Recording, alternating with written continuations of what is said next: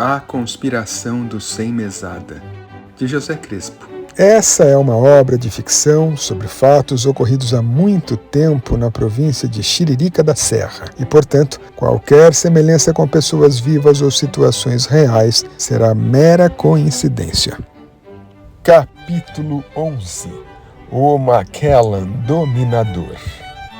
O empresário Etílicus Key, um personagem central na trama política em Chiririca da Serra, desempenhou um papel complexo nesta história. Ele sempre foi conhecido por sua inteligência, espirituosidade e capacidade de cativar as pessoas desde o primeiro contato. No entanto, sua reputação no meio político e empresarial havia se deteriorado ao longo dos anos, levando-o ao ostracismo e à falta de credibilidade. Daí o domínio do seu precioso Macallan Fine Oak, que ele oferecia aos triviais visitantes em suas mansões, e o inigualável Macallan No. 6 em Lalique, reservado aos amigos íntimos. Por sua vasta experiência política, foi convidado por mim para ocupar uma secretaria provincial encarregada das relações com o legislativo. Era uma posição que exigia tanto habilidades políticas quanto autoridade derivada de mandatos anteriores. Entretanto, com o tempo, ficou evidente que ele não era alguém em quem se pudesse confiar, o que teve consequências significativas contra meu governo. A vida nos ensina que temos que estar sempre preparados e com escudos de defesa erguidos, pois, infelizmente, os males humanos e diabólicos campeiam neste mundo. No trabalho, com metas e obstáculos, ainda mais com as enormes responsabilidades e desafios de administrar uma das maiores províncias do Império, não é possível avançar sozinho. Formar uma equipe, motivá-la e extrair dela os resultados comprometidos no plano de governo, norteados pelas leis e pelos princípios éticos e morais, é muito difícil. Atualmente, depois de tudo o que eu passei, penso que seja impossível. Então, o que seria melhor? Ser transigente? Da transigência, que inicialmente parece ser uma conduta louvável, até a conivência e a cumplicidade que trilham o perigoso caminho do desvio e do crime, no passo é apenas um passo. Em pouco tempo, Etílicus Key trouxe-me o relato de que as relações com o legislativo não estavam boas. E o principal motivo era a falta de mesada aos vereadores provinciais. Há uma distorção cultural neste país que precisa ser levantada neste momento. A lei de Gerson impera em todos os setores e negócios, e a maioria quer tirar vantagem dos demais. O estereótipo dos políticos é assim. O povo não acredita, tampouco espera probidade dos seus políticos. Vota porque o voto é obrigatório. Então, para se eleger, e principalmente para se reeleger, o candidato percebe que tem que ser demagogo, dissimulado e falso. Quem fala muitas verdades luta pela coisa certa, mais desagrada do que agrada. As verdades doem mais do que as mentiras. Dos vereadores, os políticos mais próximos dos eleitores, as pessoas pedem e cobram de tudo, principalmente favores e vantagens pessoais, mas não pedem e nem cobram o trabalho para o qual foram eleitos, criar e aperfeiçoar as regras sociais por meio de leis. Sob o domínio dessa desgraça cultural, os vereadores passam a sentir que, para se reelegerem, precisam dar cestas básicas, pagar óculos, pagar contas atrasadas de luz, que precisam conseguir vagas em creches e quase sempre furando as regras, passar filhos em concursos públicos, obter contratos sem licitação e tantas outras ações. Por isso, fora a ganância pessoal, é que os vereadores necessitam tanto de mesada, gerando todo esse conflito e consequências. Voltando ao ponto, Etílicus trouxe o seu diagnóstico, isto é, a falta de mesadas. Minha orientação foi que o governo tentasse valorizar os vereadores provinciais somente de formas legais disponíveis, como priorizar os pedidos de zeladoria comunitária em redutos eleitorais deles, prestigiá-los em todos os eventos públicos, etc. Isso foi feito, mas não foi suficiente.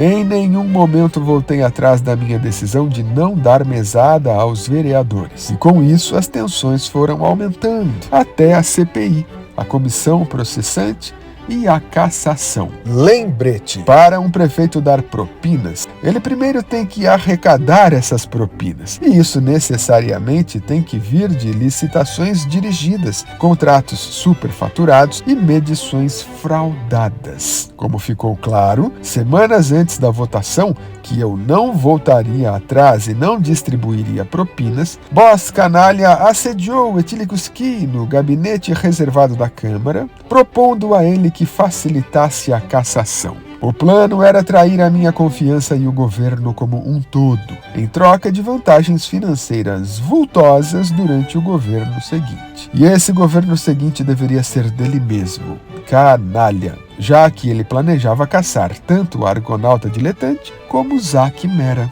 Etílicos, entendendo que com a minha recusa em dar mesadas eu dificultava muito o trabalho dele na Câmara, aceitou a proposta de Canalha e aderiu à conspiração. Nos dias seguintes, Etílicos procurou pessoalmente os vereadores reticentes e endossou que a única solução para viabilizar as mesadas era a derrubada do alcaide e da vice. Enquanto isso, trazia informações falsas para mim, afirmando que eu poderia ficar tranquilo, pois não haveria votos suficientes para me caçar, graças ao trabalho dele. Assustador? Abjeto? Com certeza sim, mas real. Entretanto, logo em seguida, Etílico Schi e Boss Canalha tiveram uma desinteligência, pois Etílicos, desconfiado, pediu a Canalha que lhe adiantasse uma parcela financeira do acordo, e Canalha desconversou. Em consequência, Etílicos procurou Sweet Peçonha e propôs um outro acordo: derrubar o argonauta, mas manter Zack Mera no cargo, assumindo ela como alcaide provincial, puxando o tapete de Canalha. Fechado esse segundo acordo, Etílicos fez as contas e verificou que para salvar a vice, faltava apenas um voto, mas que ele não conseguiria: o voto do vereador Luiz Santos, íntegro e um dos poucos fora da conspiração. Etílicos havia percebido que Santos somente votaria a favor de Zack Mera se eu pedisse expressamente. Meu argumento, desde o início das falsas acusações contra mim, era de que o Legislativo deixasse as investigações por conta do Ministério Público da Capitania. Foi o que utilizei para convencer o vereador Luiz Santos, que aceitou, e foi o voto que livrou Zack Mera. Ou seja, o que eu menos podia imaginar naquele momento é que eu estava atendendo ao acordo entre Etílico Schi e Sweet Peçonha para me derrubar do cargo e abrir a porteira para o assalto ao poder. Foi em razão dessa desinteligência entre Etílicos e Canalha que Etílicos, numa tarde após muitos mililitros de Macallan, publicou mensagem atacando a honra e a origem de Canalha. Como eu fiquei sabendo de tudo o que acontecia e aconteceu nos bastidores da conspiração, depois da minha cassação, da descontinuidade do plano de governo e do medíocre governo de Zack Mera, a consciência pesou em muitos dos que participaram da conspiração. E para se aliviarem do sentimento de culpa, ou para se vangloriarem do seu sucesso, deixaram escapar para terceiros as sujeiras havidas nos bastidores. Em tempo, no vigor reinante da lei de Gerson, um malfeitor contar as maldades que fez nas rodinhas sociais valoriza esse malfeitor. Dois desses que participaram na linha de frente da conspiração, Frutis Ambicionato e Etílico Schi, meses depois do meu afastamento, me procuraram pessoalmente em minha residência. Frutis Ambicionato contou tudo o que sabia da conspiração, que foi dominado por uma terrível ambição na época, e afirmando que não estava mais conseguindo dormir pelo que fez e que Deus o havia impelido a vir confessar e pedir perdão. Eu, argonauta diletante, que sou um cristão antes de ser político, aceitei esse pedido de perdão. Etílico Schi, que sabia mais ainda sobre os bastidores sujos da conspiração, delatou tudo e todos os envolvidos, principalmente Boss Canalha, e até Sweet Peçonha e Zack Mera, pois não cumpriram, depois do golpe fatal, o que lhe haviam prometido. Esse é o problema dos que agem unicamente por ganância, egoísmo e sentimentos rasteiros, e não norteados por valores e princípios. A cada momento, uns traem os demais. Através das confissões e testemunhos de vários agentes, fui capaz de entender a verdade por trás das cortinas, desvendando as verdades não documentadas que permearam toda a conspiração.